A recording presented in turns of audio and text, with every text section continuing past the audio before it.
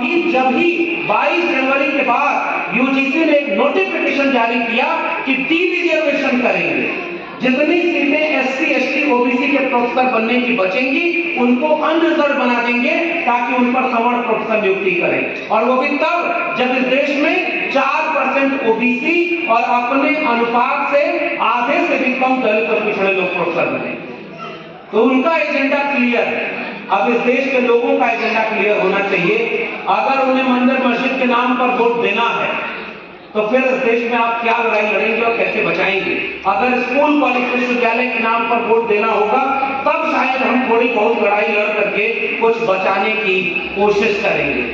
और मैं जिस मोहल्ले में रहता हूं, एक बार वहां पर 11 भागवत कथाएं एक साथ हो रही और हर जगह धर्म का माहौल बनाया हुआ, और वहां पर उनके एजेंडे में वो काम पर लग गए हैं। और हमारे लोग अभी गांव-गांव तक नहीं पहुंच पाए हैं कि अच्छा बचाना है तो कैसे बचाना है।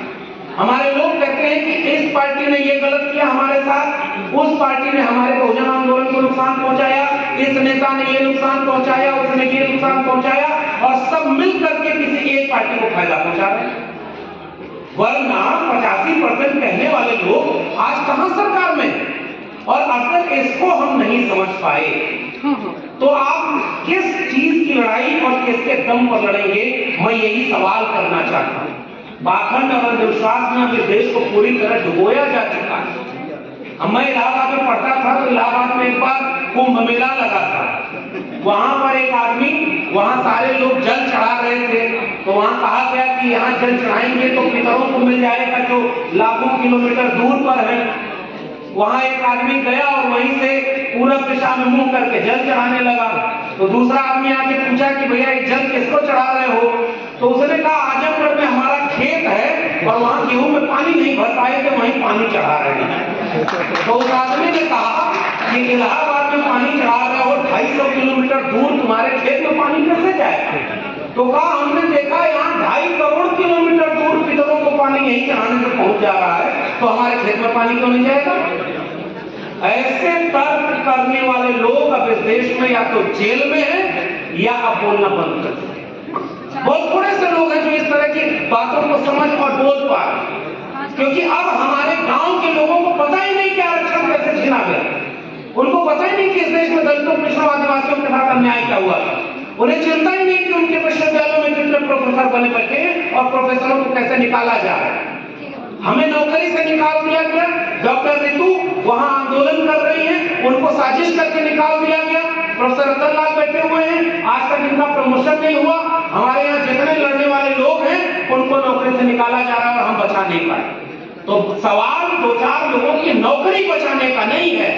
हम भी जब लड़ रहे थे तो हमें पता था कि हमारी नौकरी चली जाएगी, मगर हमें इस बात का एहसास था कि हमारी नौकरी रहे या जाए, हमारा करियर बर्बाद हो या बच जाए, इससे ज्यादा बड़ा सवाल यह है कि इस देश का संविधान बचेगा या नहीं, और उसके लिए हमें लड़ाई करनी है।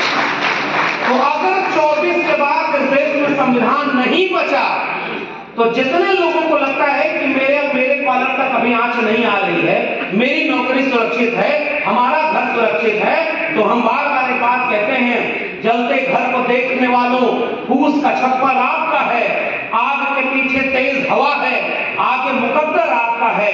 उनके कत्ल पे मैं भी चुप था, मेरा नंबर अब आया, मेरे कत्ल पे आप भी चुप हो, अगला नंबर आपका। और अगर अब बिल्कुल समय नहीं बचा, मैं केवल एक आह्वान करके आपसे विदा लेना चाहूंगा। एक ही सूत्र है। लोग यह भी समझा रहे हैं कि ईवीएम हैक हो रही है, कोई जन आंदोलन खड़ा हो पाया क्या?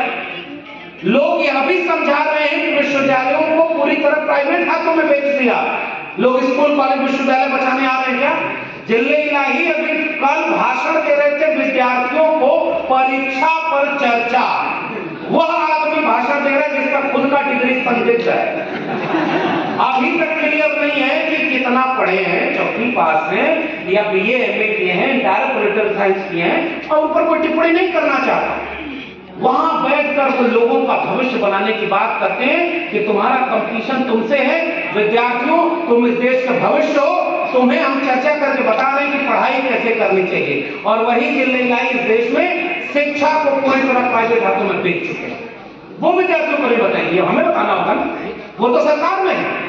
इसलिए स्कूल कॉलेज विश्वविद्यालय बचाने की लड़ाई हम नहीं लड़ पाए, अगर संविधान को बचाने की लड़ाई नहीं लड़ पाए, जाते जाते केवल एक बात, बिहार से एक आवाज निकली थी, वह आवाज पूरे धर्म की राजनीति के सामने चुनौती थी, और वो आवाज थी जाति जनगणना। एकमात्र मुद्दा था जो धर्म के मुद्दे पर हावी था। और आज भी मैं एक पैगाम आपके इस पैगाम के मंच से देना चाहता हूं, पूरे देश के लोगों को आह्वान करना चाहता हूं, एक मुद्दा अगर हम बना ले, उसके साथ ईवीएम जोड़ लीजिए, उसके साथ स्कूल कॉलेज विश्वविद्यालय जोड़ लीजिए, वो है जाति जनगणना। जिसकी जितनी संख्या भारी उसकी उतनी हिस्सेदारी, और इसके लिए जरूरत केवल इतनी है, दलित को दलित से लड़ा रहे हैं, ओबीसी को ओबीसी से लड़ा रहे हैं। अभी मैं बैठा था तो हमारे पास एक सज्जन आया और कहे कि बहुजन नेताओं को एक करने के लिए हमें कुछ करना चाहिए। अरे इतना बड़ा खतरा सामने आने के बाद जो नेता एक नहीं हो रहे हैं, अब उनको हालात पर छोड़ दीजिए, उनका फैसला जनता करे कि अगर एक नहीं हो रहे हैं तो वो किसका फायदा कर रहे हैं। इस पर मैं और कोई टिप्पणी नहीं करूंगा।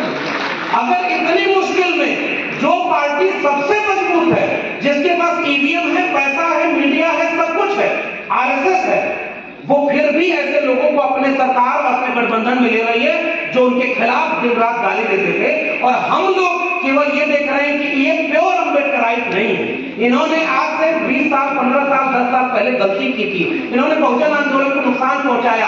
हम प्योर लोग एक जगह होंगे तो प्योर लोग अगर बिखरे रहेंगे तो फिर किसका साथ देंगे?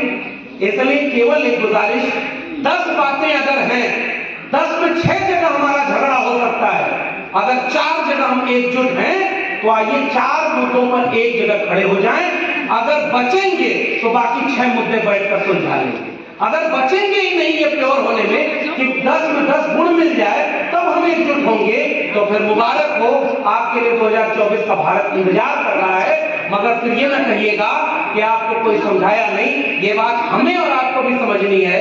और अपनी जात बिरादरी से जिनको कहा गया कि वो नीची जाति का है, ये तो उनकी भाषा है ना, हमें उनके साथ गले में बाहें डाल करके अगर एकजुटता का संदेश समाज में दे, तो मुझे अभी भी एक यकीन बचा हुआ है, समाज एकजुट हो जाएगा तो वो दबाव नेताओं पर भी डालेगा कि आपको भी एकजुट हो जाना चाहिए। और नहीं एकजुट होते हैं